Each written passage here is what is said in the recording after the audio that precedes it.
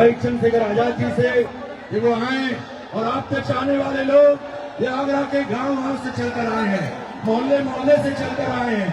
हमारे पार्टी के लोगों ने दिन रात मेहनत की, हमारे भीम आर्मी के साथियों ने दिन रात मेहनत की। ये मैदान आज पहली बार भरा है। इस मैदान को आज तक कोई पार्टी भर नहीं पाई, आज तक इस मैदान को कोई पार्टी नहीं भर पाई। देखिए इस मैदान के बाहर भी सारी सड़कें भरी पड़ी हैं। साथियों, हम पुलिस प्रशासन का भी धन्यवाद करते हैं कि पुलिस प्रशासन आगरा के लोग हमारा पूरा सहयोग कर रहे हैं। अब मैं अनुरोध करता हूं अपने प्रिय नेता एडवोकेट भाई चंद्रशेखर आजाद जी से वो आए और अपनी बात को हम सबके समक्ष रखें।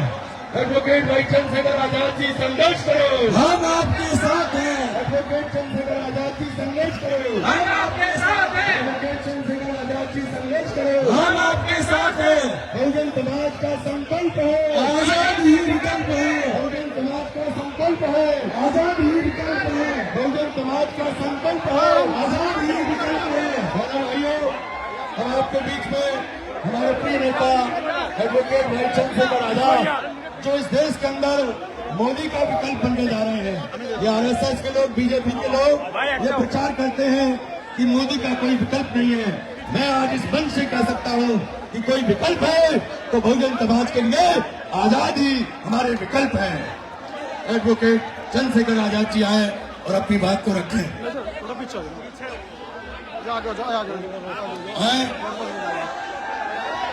आमिर भाई,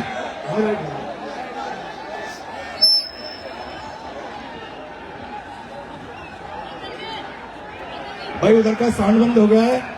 हमारे आमिर भाई कहने गए थे इसको चालू कर दो। ठीक है, चालू कर दो।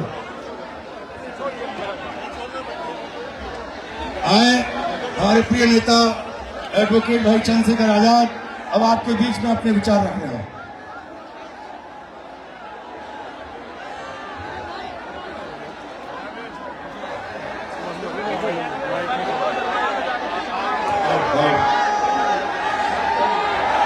जय भीम।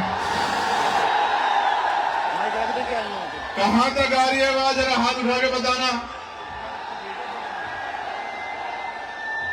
और आप लोग कहां चढ़े हो वहां इतने ऊपर? अपना ख्याल रखना, कहां चढ़ गए इतने ऊपर? प्यारे साथियों, आज आगरा की इस ऐतिहासिक धरती पे जिस तरह का प्यार, जिस तरह का आशीर्वाद, जिस तरह का जमावड़ा आप लोगों ने इतने बड़े पैमाने पे आज इस आगरा के कार्यक्रम को सफल बनाने के लिए किया है, मैं आपका दिल की गहराइयों से बहुत बहुत धन्यवाद करता हूं। प्यारे साथियों, मैं अपनी बात को शुरू करने से पहले बहुजन समाज में जन्मे सभी संतों, गुरुओं और महान पुरुषों को नमन करता हूं। और उनमें भी महामानव तथागत बुद्ध, जिनको पूरी दुनिया में शांति का प्रतीक माना जाता है, जगत गुरु सदगुरु रविदास जी महाराज, जो अंधविश्वास पाखंडवाद को जिन्होंने चूल हिला के रख दी थी, गुरु नानक देव, गुरु वाल्मीकि जी, गुरु घासीदास जी, संत गाडगे जी महाराज, नारायणा गुरु, राष्ट्रपिता ज्योतिबा फूले, मां सावित्रीबाई फूले, जो शिक्षा के नायक हैं, नायिकाएं हैं, मां फातिमा शेख, डॉक्टर बाबा साहब अम्बेडकर संविधान निर्माता और करोड़ों भारतीयों के मुक्तिदाता डॉक्टर बाबा साहब अम्बेडकर, सर छोटू राम, मामना रामसू वर्मा, चौधरी महाराज सिंह भारती, बाबू जगदेव प्रसाद कुशवाहा, जननायक कपूरी ठाकुर, चौधरी चरण सिंह जी, कोतवाल धन सिंह गुजर, ब्रह्मानंद लोधी जी, संतराम बीए प्रजापति जी, बाबू शिवदयाल चौरसिया जी, मान्यवर दीना भाना वाल्मीकि साहब और मेरे रहबर, मेरे नेता, मेरे गुरु मान्यवर साहब के सारे साहब श्री काशीराम जी को नमन करता हूं। मां अल्लाबाई होलकर, महाराजा बिजली पासी, मां अवंतिकाबाई लोधी, मां झलकारी बाई, मां फूलन देवी को भी नमन करता हूं। सम्मानित साथियों, आप जानते हैं कि ये कार्यक्रम जीआईसी ग्राउंड में नहीं होना था। ये कार्यक्रम कहां होना था? रामलीला मैदान में। और रामलीला मैदान सिर्फ मैदान नहीं है, वो मिट्टी है जिस मिट्टी में बाबा साहब अम्बेडकर के आंसू टपके थे, हमारे रहबर के आंसू टपके थे। जिस मिट्टी में रोए थे बाबा साहब अम्बेडकर, वो मिट्टी है। मेरी इच्छा थी कि उस मिट्टी को नतमस्तक होना है, उस मिट्टी को अपने माथे पे लगाना है और बाबा साहब अम्बेडकर के अधूरे काम को इस देश में पूरा करके दिखाना, ये संकल्प लेकर हम लोग आए। प्यारे साथियों, हमसे जगह छीनी जा सकती है, लेकिन दिलों से हमको नहीं निकाला जा सकता। वो हमसे जगह छीन सकते हैं, वो बहुत लंबे समय से ये करते आए हैं। वो हमसे आज जगह छीन सकते हैं, लेकिन आपके दिलों से हमें नहीं निकाल सकते। इस बात का प्रमाण आज आप लोगों ने दिया है। ये नौजवानों की सैलाबी ये जो संख्या है, और इधर मेरी मां बहनों का जो धूम में बैठ के आशीर्वाद देने के लिए आई है, मैं आपका कैसे धन्यवाद करूं। आपने भीम आर्मी आजाद समाज पार्टी को जिस तरह का प्यार आशीर्वाद देने का काम किया है, मैं आगरा अलीगढ़ मंडल के अपने तमाम नेताओं का बहुत बहुत धन्यवाद करता हूं। भीम आर्मी के हमारे साथी, आजाद समाज पार्टी के हमारे साथी, हमारे भाईचारा संगठनों के हमारे नेतागण, हमारे अधिवक्ता मोर्चा के साथी, मिशन 78 के साथी, युवा मोर्चा के साथियों का मैं बहुत बहुत धन्यवाद देता हूं।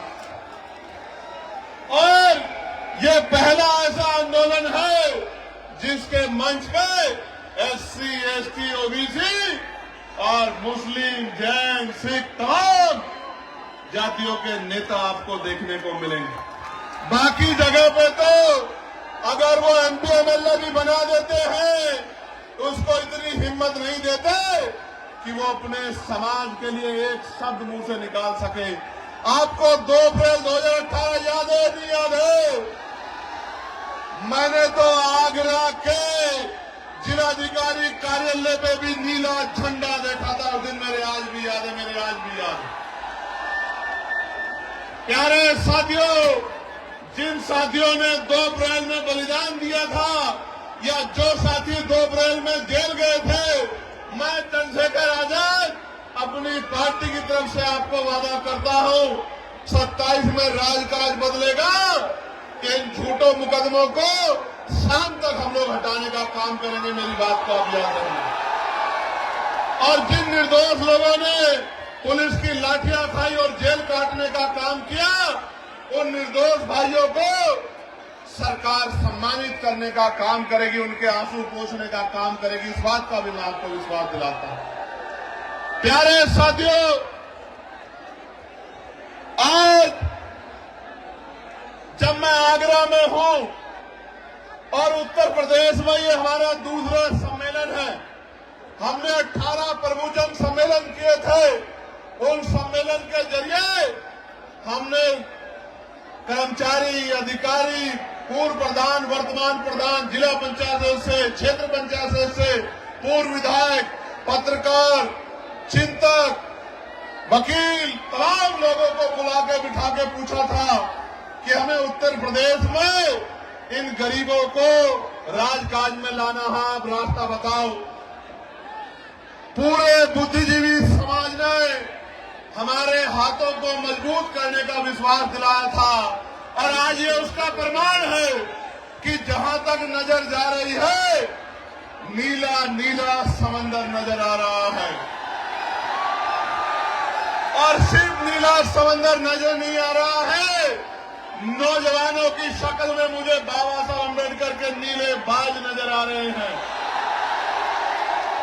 इन बाजों की अगर निगाह सत्ता की तरफ मुड़ जाए तो वो दिन दूर नहीं है कि लखनऊ के 5 कालिदास मार्ग में एक अम्बेडकरवादी, एक बहुजनवादी, एक संविधानवादी आपका मुख्यमंत्री बनकर बैठेगा और प्रदेश के लोगों को न्याय दिलाने का काम करेगा। प्यारे साथियों, आगरा में जब बाबा साहब अम्बेडकर अपनी बात को रख रहे थे, नौजवानों, मैं जानता हूं कि संख्या ज्यादा है और आपको परेशानी हो रही है, लेकिन आप ये समझ लो ये परेशानी उस परेशानी से कम छोटी है जब हमारे लोगों पे जुल्म, जाति, अन्य अत्याचार होता है और आप सड़कों पे खड़े होकर मुकाबला करते हो। मैं आपकी हिम्मत को दाद देता हूं।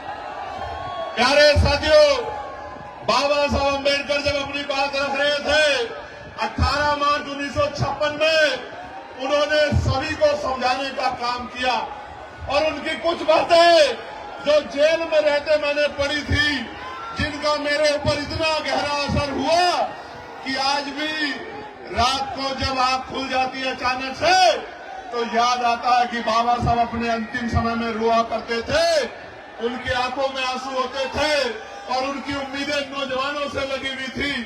बाबा साहब ने यहाँ कर्मचारियों के बारे में कहा कि कर्मचारियों ने मेरा साथ नहीं दिया, लेकिन मैं धन्यवाद देता हूं कि आज देश के बहुत सारे कर्मचारी अधिकारी अपनी सामाजिक जिम्मेदारी का निर्वहन कर रहे हैं। बाबा साहब ने कर्मचारियों अधिकारियों से कहा कि केवल अपने बारे में मत सोचो, अपनी आमदनी का, अपनी तनख्वाह का 20% पैसा अपने समाज को तरक्की के लिए लगाओ। मैं उन कर्मचारियों का धन्यवाद दूंगा जिन कर्मचारियों ने बाबा साहब की बात को माना और जिन्होंने नहीं माना, मैं उनको आगाह करते हुए कहना चाहता हूं कि आप बाबा साहब का साथ नहीं दे पाए, लेकिन अब बाबा साहब के बच्चे मैदान में हैं। अपने समाज को, इस कमजोर हक वंचित समाज को मुख्य धारा में लाने के लिए आजाद समाज पार्टी का तन मन धन से साथ दो और फिर देखो उत्तर प्रदेश कैसे आगे बढ़ता है। प्यारे साथियों, बाबा साहब ने अंत में अपनी बात को खत्म करते हुए कहा था कि अब मैं बूढ़ा हो चला हूं, बीमार रहता हूं, जब अपने चारों तरफ देखता हूं तो एक भी नौजवान ऐसा नजर नहीं आता जो इस आंदोलन रूपी तंबू का बम्बू बन के इस आंदोलन को आगे बढ़ा सके। बाबा साहब कह रहे थे, मैं ऐसे टेंट की तरह हूं, मैं ऐसे तंबू की तरह हूं, बम्बू की तरह हूं, जिसमें बहुत सारे टेंटों का बोझ है, लेकिन मैं गौरवान्वित हूं कि आज हमारे साथ मैं इस बात को नहीं कह सकता कि मैं अकेला हूं। मेरे हाथों को मजबूत करने के लिए देश, प्रदेश और उत्तर प्रदेश के ताकतवर नेतृत्व मेरे साथ है। हमारे जिले, विधानसभा, बूथ, सेक्टर, लोकसभा, मंडल, प्रदेश के मजबूत नेता मेरे साथ हैं जो लगातार मेरे हाथों को मजबूत कर रहे हैं। प्यारे साथियों, मैं आपको ये कहना चाहता हूं, बाबा साहब ने उस दिन ये कहा था रोते हुए कि एक भी नौजवान दिखाई नहीं देता जो इस आंदोलन को आगे बढ़ा सके। आज मुझे इस मैदान में लाखों नौजवान दिखाई देते हैं जो बाबा साहब की बात को मानने के लिए तैयार है और बाबा साहब की बात को मानने के लिए तैयार नौजवानों, आपकी शक्ति से शासन प्रशासन को चीजों को समझ ही रहा है, लेकिन सरकारों की भी नींद खराब है। वरना आज का कार्यक्रम रामलीला ग्राउंड में होता। मैं यहाँ के प्रशासन का धन्यवाद करना चाहता हूँ कि उन्होंने काफी मदद की है, मगर साथियों आपकी भी जिम्मेदारी है कि आप अपनी लड़ाई को स्वयं लड़े। प्यारे साथियों, हम उत्तर प्रदेश को कैसा प्रदेश बनाना चाहते हैं, मैं उस पर प्रकाश डालना चाहता हूं। ऐसा प्रदेश जहां शिक्षा गरीबों के दायरे में हो, जहां गरीबों को अच्छी से अच्छी शिक्षा मिले। मैं बहुत जिम्मेदारी से आपके बीच में बात रखते कह रहा हूं, 2000 रुपए आपको राशन के मिले ना मिले, 5 किलो राशन मिले ना मिले, लेकिन शिक्षा 1 नंबर की मिलेगी आजाद समाज पार्टी के राज में। ऐसी शिक्षा मिलेगी जो यहाँ के प्राइवेट स्कूल भी देने में भी सक्षम नहीं है, जिसकी महीने की फीस 20,000 रुपए है। मैं संकल्प लेकर कहता हूं कि हम लोग करके दिखाएंगे कि गरीब के बच्चों को ऐसी शिक्षा मिलेगी कि अमीर के बड़े बड़े स्कूल, अमीरों के बड़े बड़े स्कूल में पढ़ने वाले बच्चे भी गरीबों के बच्चों का मुकाबला नहीं कर पाएंगे। आपको 5 किलो राशन मिले ना मिले, लेकिन आपके बच्चे को इतना मजबूत करेंगे कि वो 50,000 रुपए की नौकरी रोजगार करेगा महीने का, और आपकी आंख में आंसू नहीं आने देगा। मेरी बात को आप याद रखना। ऐसी व्यवस्था लागू करेंगे। प्यारे साथियों, ऐसी चिकित्सा व्यवस्था लागू करेंगे कि इलाज की कमी और पैसे की कमी के कारण किसी की जान नहीं जाएगी। जैसे मैंने अपने पिता को खो दिया था, मैं आपको संकल्प करके कहता हूं इस मिट्टी से। प्यारे साथियों, सिर्फ जान ही नहीं जाएगी, न जमीन गिरवी रखनी पड़ेगी, न उधार लेना पड़ेगा। कोई भी बीमारी होगी, 1000 रुपए से कम में आपका इतना अच्छा इलाज होगा कि आप बीमार होकर चले तो जाओगे, लेकिन खुशहाल होकर अपने परिवार के बीच में आओगे। ऐसी व्यवस्था हम लोग करके देंगे उत्तर प्रदेश। प्यारे साथियों, लच्छेदार भाषण तो आप 75 साल से सुनते आ रहे हैं। एक हमारे पुराने आंदोलन के अलावा किसी ने गरीबों की सुध लेने का काम नहीं किया जिलाध्यक्ष जी।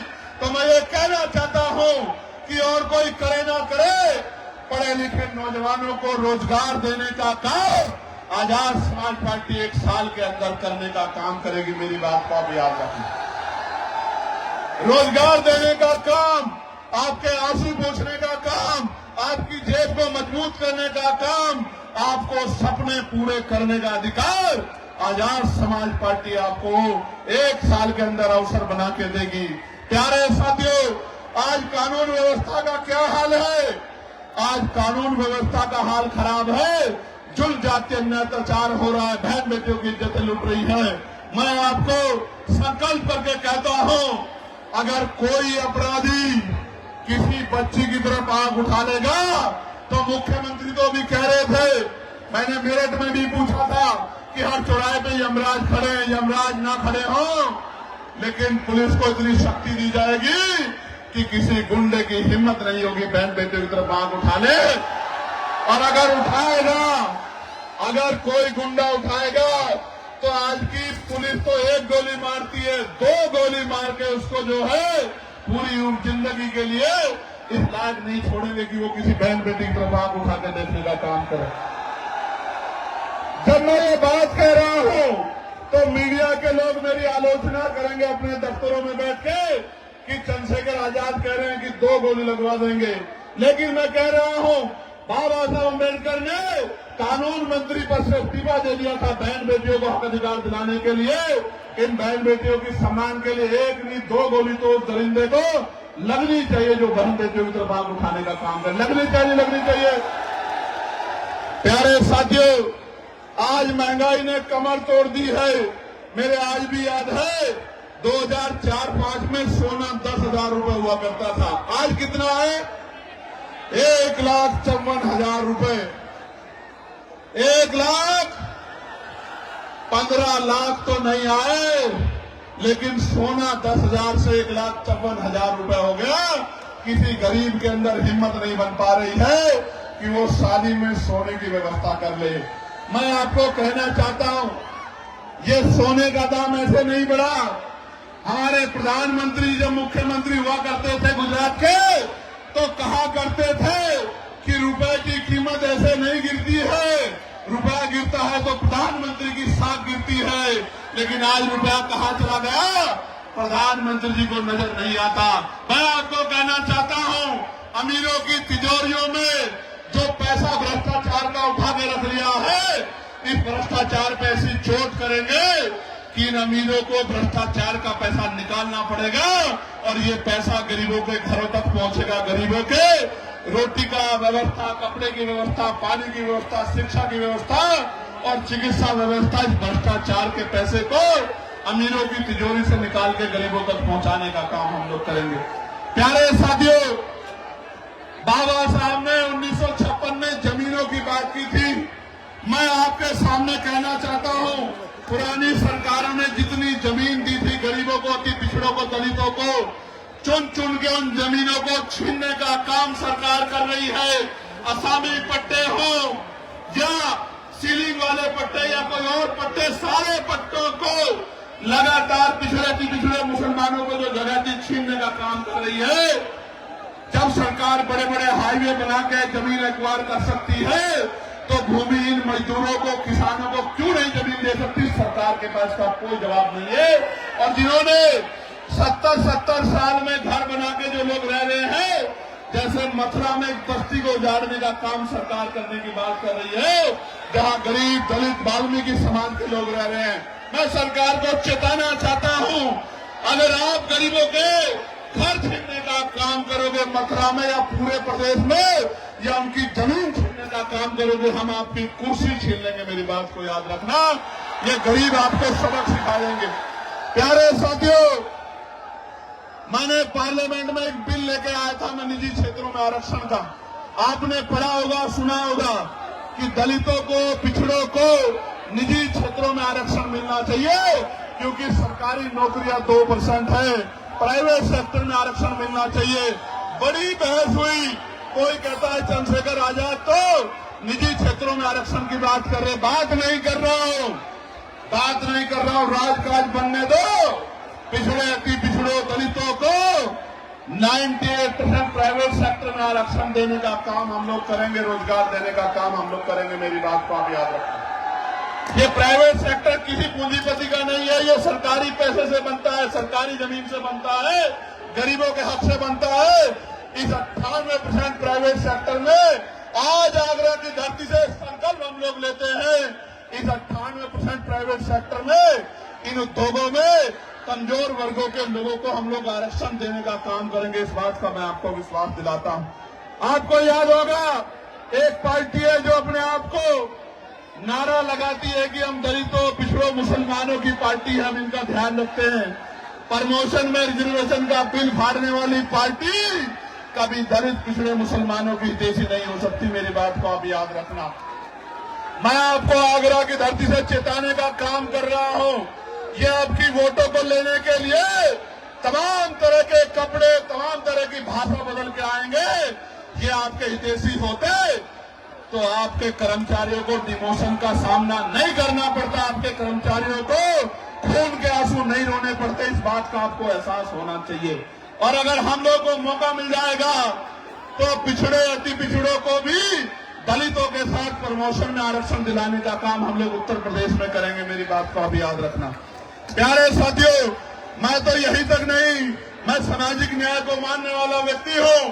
आगरा की धरती पे खड़े हुए कह रहा हूं, इसलिए तमाम लोग मेरे पीछे षड्यंत्र कर रहे हैं कि दलितों की तरह पिछड़े वर्ग के लोगों को भी पॉलिटिकल रिजर्वेशन हम लोग दिलाने का काम करेंगे विधानसभा, लोकसभा में। मेरी बात को आप याद रखना। जो कोई नहीं कर पाया वो बाबा साहब अम्बेडकर के बच्चे करके दिखाएंगे। मुस्लिम भाइयों, आप भी तैयार हो जाओ, हिम्मत करके दिखाओ।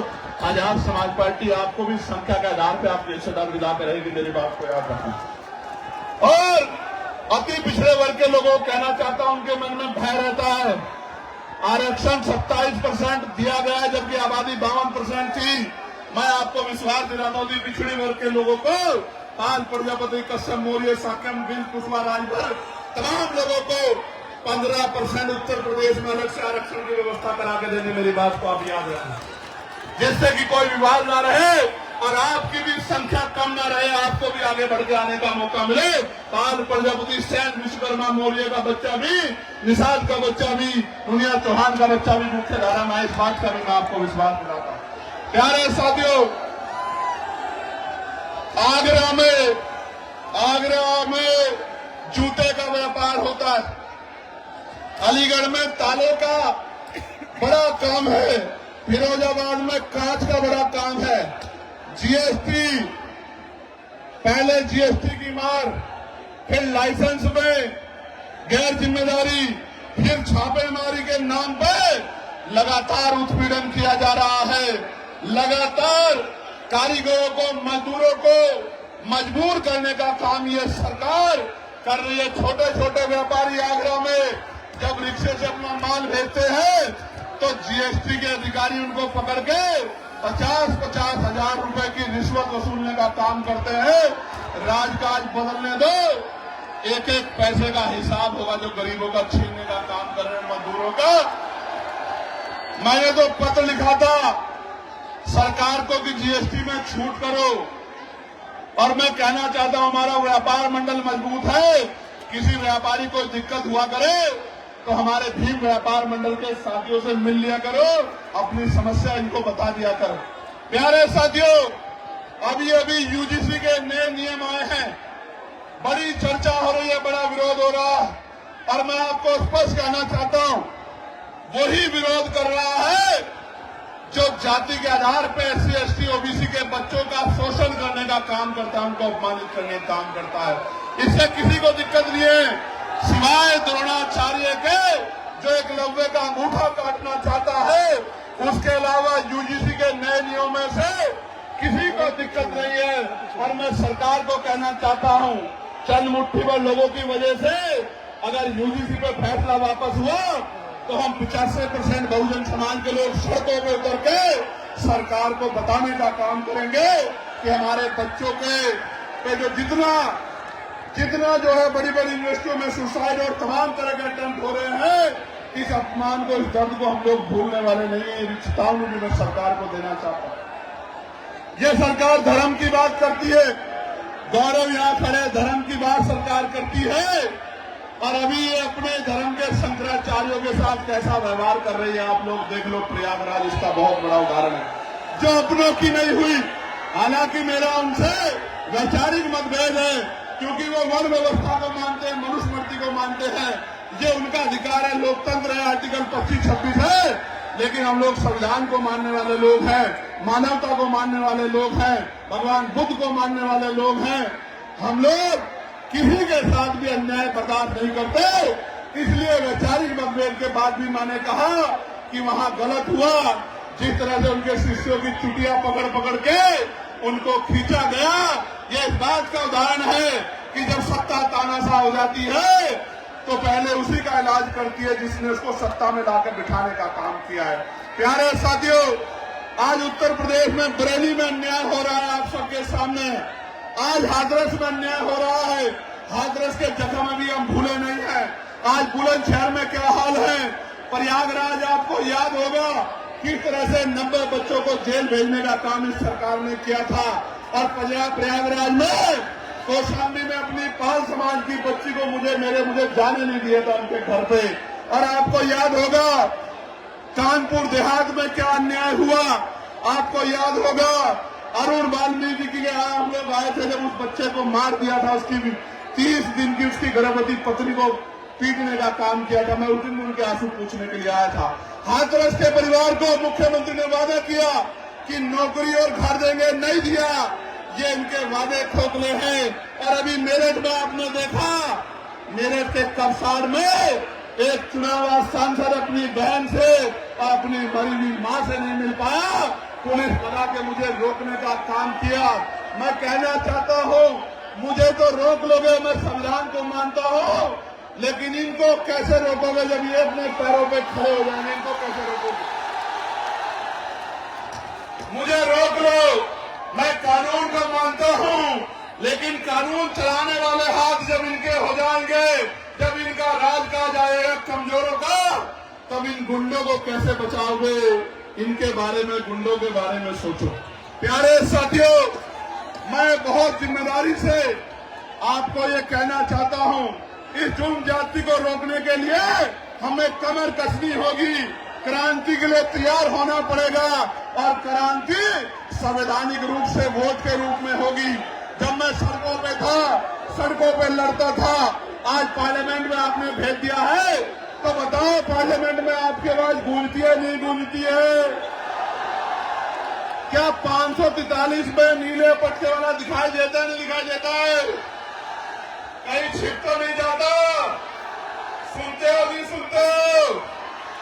प्यारे साथियों, इस देश में 15 अगस्त 1947 को तय हो गया था।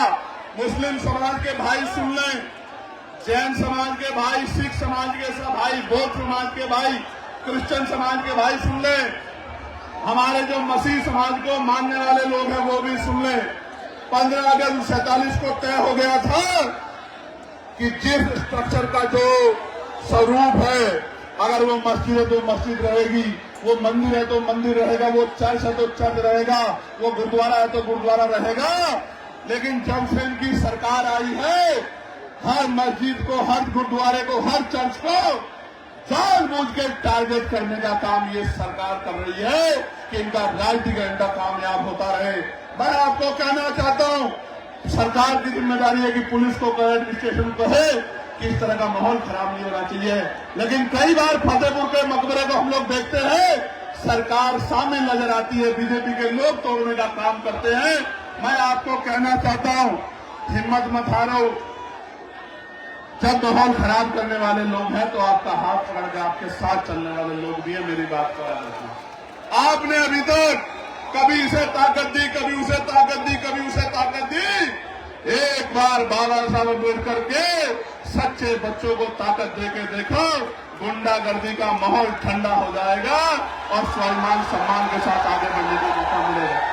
प्यारे साथियों, ये तो मैं हूं जो पार्लियामेंट में बोलता हूं, सड़क पे मुसलमान, ईसाई, सिख, जैन, बौद्ध, वरना अल्पसंख्यक कह के लंबे समय तक आपसे वोट ली गई है। आप इस बात को जानते हैं।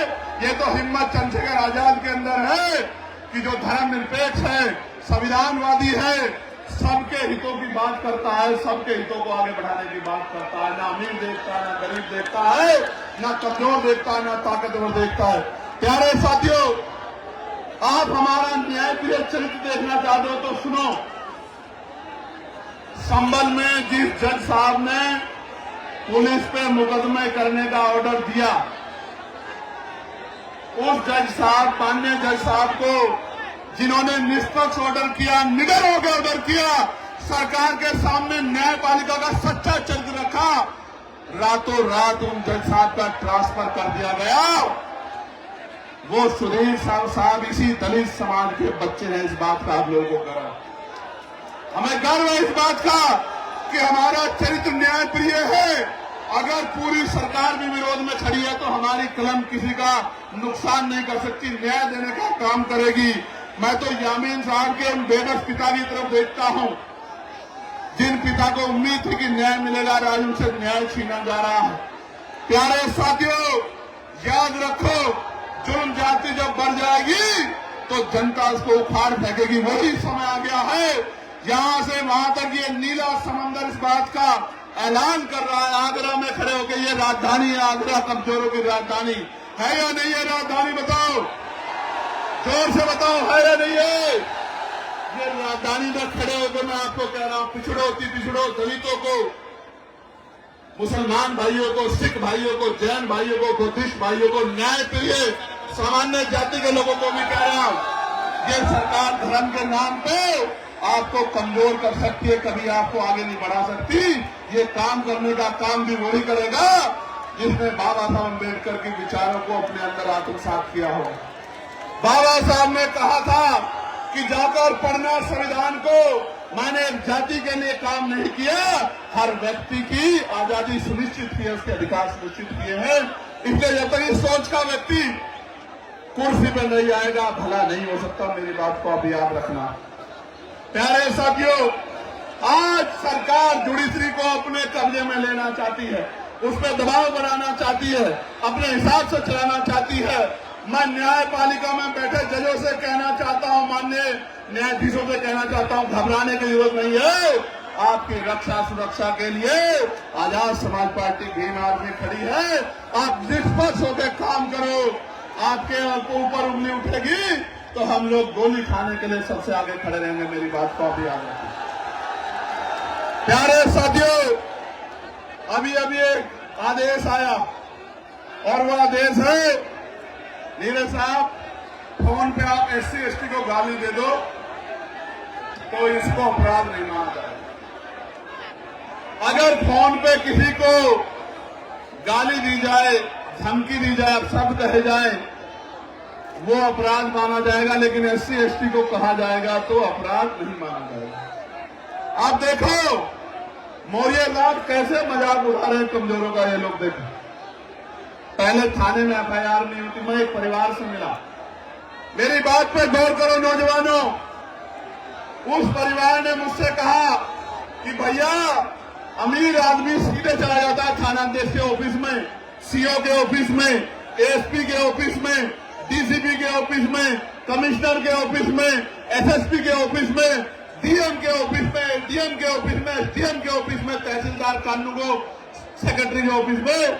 गरीब आदमी बाहर इंतजार करता रहता है कि कब अधिकारी बुलाएंगे, कब उसको न्याय मिलेगा। ये है उत्तर प्रदेश आज का। मैं आपको विश्वास दिलाता हूं, राजकाज बनने दो, अधिकारी आपकी बस्तियों में आगे कैंप लगा के आपकी समस्या को सुना करेंगे और उसका हल किया करेंगे। मेरी बात को याद रखिए। याद है नहीं याद है, मेरी लोकसभा में मैं अधिकारियों को उस गारे में ले गया था, नहीं ले गया था, कीचड़ में। इसीलिए लेके गया था कि जाके गरीबों के हाल देखो और आपको पता लगे कि आपके लिए मखमली सड़कें और गरीब कीचड़ में रहते हैं, 2-2 फुट कीचड़ में। आज भी आप कमजोर वर्गों की बस्ती में जाओ, मोटरसाइकिल के अलावा 4 फुट की गाड़ी नहीं घुस सकती। ऐसे हाल गरीबों की बस्तियों के बने हैं। कीचड़, गंदगी, सफाई की व्यवस्था नहीं है। मैं आप सबको कहना चाहता हूं, हिमांशु साहब कह रहे थे, अमित गुजर जी, कसाना जी बैठे हैं, वो भी इस बात पे मुझसे कह रहे थे, छतपाल चौधरी जी भी कह रहे थे, चक साहब भी कह रहे थे, चित्तौड़ साहब ने भी कहा कि यहाँ ठेकेदारी आउटसोर्सिंग के जरिए सफाई कर्मचारियों को देश भर में भी और आगरा में उनके हितों को लूटने का काम किया जा रहा है। मैं आपको विश्वास दिला जाता हूं, तमाम आउटसोर्सिंग खत्म कर देंगे उसी दिन। संविदा या पक्की नौकरी, और वो भी 50,000 रुपए से कम नहीं देंगे। मेरी बात को आप याद रखना, जब आजाद समाज पार्टी के हाथ में। और ये निजी क्षेत्र का टोरंटो का हाल देख लो, एक गरीब को कनेक्शन नहीं देती है कंपनी। इन सारी कंपनियों वालों को जो सही काम नहीं करेंगे, इनको सबक सिखाने का काम हम लोग करेंगे। प्यारे साथियों, एक बहुत बड़ी समस्या ये है कि आज ईसाई समाज, मसीही समाज परेशान है। चर्च में अपनी उपासना पूजा नहीं कर पा रहा है, अपनी प्रार्थना नहीं कर पा रहा है। कोई भी आता है, उनके साथ मारपीट करने लगता है, उनको भगाने लगता है, उल्टा पुलिस भी उन पर मुकदमे कर देती है। मैं मसीही समाज को कहना चाहता हूं, मैं चंद्रशेखर कह रहा हूं, अगर कहीं आपके चर्चों पे हमला होगा या आपको अपमानित करने का काम किया जाएगा तो आजाद समाज पार्टी भीम आर्मी सीना तान के आपकी लड़ाई लड़ने का काम करेगी। आप अकेला मत समझना खुद को, बिल्कुल अकेला मत समझना। ऐसे ही मैं सिख भाइयों को, मुसलमान भाइयों को भी कहना चाहता हूं कि आप भी मन पक्का कर लो, आप भी आजाद समाज पार्टी के साथ खड़े हो जाओ। आने वाले 10-15 दिन में वैसे भी माहौल उत्तर प्रदेश का बदलने वाला है। मेरी बात को आप याद रखना, आने वाले 15 दिन में देख लेना, उत्तर प्रदेश का माहौल बदलने वाला है। आप भी कमर कस लो, कमजोरों की एकता इत्तेहाद ही इस सरकार को उखाड़ के फेंक सकती है। वरना 95% वोट दिया था आपने पिछली बार उत्तर प्रदेश में। 2022 में क्या मिला? 125 सीटें, 125 सीटें। आप एकजुट हो जाओ, 300 सीटें जीतेंगे, 300 सीटें। मेरी बात को आप याद रखना, क्या 125 सीटों की बात करते हैं। प्यारे साथियों, आपने इतने भयंकर सैलाब में भी बड़ी जिम्मेदारी, समझदारी से इस कार्यक्रम को सफल बनाया और जिन साथियों ने इसको सफल बनाने में अपना योगदान दिया, भाई सुनील कुमार चित्तौड़ जी, राजपाल कश्यप जी, डॉक्टर रविंद्र बघेल जी, श्याम प्रकाश बोधी जी, विक्की आजाद जी, अनिल करदम जी, MS निमेश जी, संजीव सागर जी, अच्छन अंसारी जी, राजेंद्र गुजर जी, गुफरान खान साहब, चौधरी महेंद्र सिंह जी, लाखन सिंह चक साहब, शशांक बोध जी, सौरभ दयाल जी, सौरभ चित्तौड़ जी, राजू अंसारी जी, मलखान पिंटू व्यास जी, रहमान खान जी, गौरी प्रसाद उपासक जी, महेश चंद्रा जी, प्रदीप पीपल जी, जावेद कुरैशी जी, अमजद कुरैशी जी, रामवीर करदम जी, बहन प्रतिभा जी, रविंद्र पारस जी, संगरतन सेठी जी, चंद्र प्रकाश गौतम जी, के गौतम जी, दक्ष यादव जी, ब्रजेश एडवोकेट जी, सिकंदर बोध जी, भाई रिंकू जी और तमाम हमारे साथी, रिंकू सेठ से लेकर तमाम हमारे साथियों, जिन साथियों ने अपना योगदान देने का काम किया, जिन्होंने इस कार्यक्रम को सफल बनाने के लिए अपना एक एक पैसा जुटाने का काम किया। आपका एक एक पैसा ये मेरे ऊपर आजाद समाज पार्टी पे कर्ज है। राजकाज बनने दो, रोजगार के साथ जोड़ के कर्ज को उतारने का काम करेंगे। भाई सानू जी का भी, पुलिस के भाइयों का भी, बहुजन मीडिया का भी, मेन स्ट्रीम मीडिया के साथियों का भी, जो आज यहाँ पहुंचे हैं, और ये जो हमारे नौजवान पत्रकार जो कई दिनों से लगातार ग्राउंड बदलने के बाद जिन्होंने सूचना का आदान प्रदान किया, मैं दिल से धन्यवाद करता हूं आप सब लोगों का, आपके चैनल्स का, आपकी हिम्मत का, आपके निस्वार्थ भाव का मैं आपका बहुत धन्यवाद करता हूं। और अवसर मिलने पे आपको आगे बढ़ाने में भी कोई कमी हम लोग नहीं छोड़ेंगे, इस बात का भी मैं आपको विश्वास दिलाता हूं।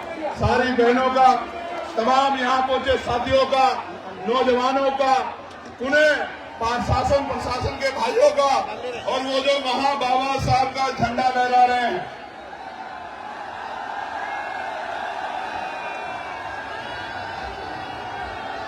ये जो इधर पेड़ों पे चढ़े हुए हैं, उधर वहां पेड़ों पे, वो जो वहां टूरिस्ट बस पर वहां सामने खड़े हैं ग्राउंड के बाहर, वो जो वहां उस पीली बिल्डिंग पे खड़े हुए हाथ हिला रहे, झंडा लहरा रहे हैं, उन सबसे एक बात कहना चाहता हूं,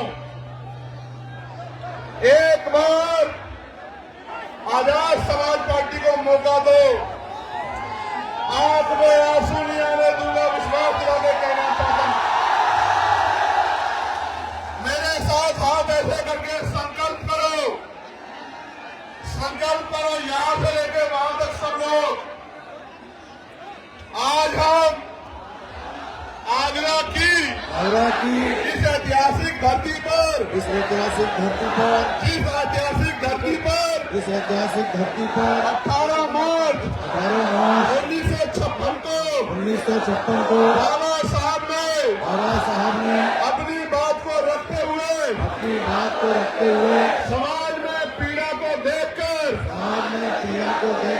भावुकता के कारण ये कहा था कि मुझे एक भी नौजवान नजर नहीं आता, तो इस आंदोलन का तंबू बन के इस आंदोलन को आगे बढ़ा सके। हम आज 25 फरवरी 2026 को संकल्प लेते हैं कि बाबा साहब अम्बेडकर के आंसुओं का संकल्प है हमें, हम मिट जाएंगे, लेकिन बाबा साहब के सपनों को अधूरा नहीं रहने देंगे।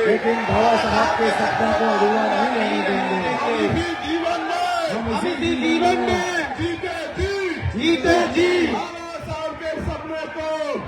साहब के सपने को पूरा करके दिखाएंगे।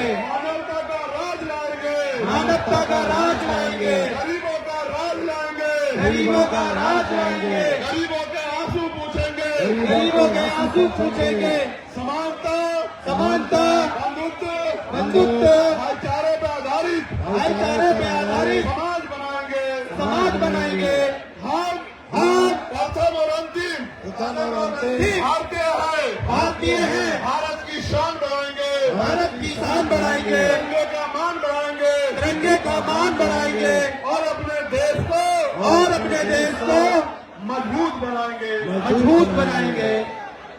जय भीम, जय भारत, जय संविधान, जय मंडल, जय जोहार। भारत की गरीब जनता जिंदाबाद। भारत का मजदूर जिंदाबाद।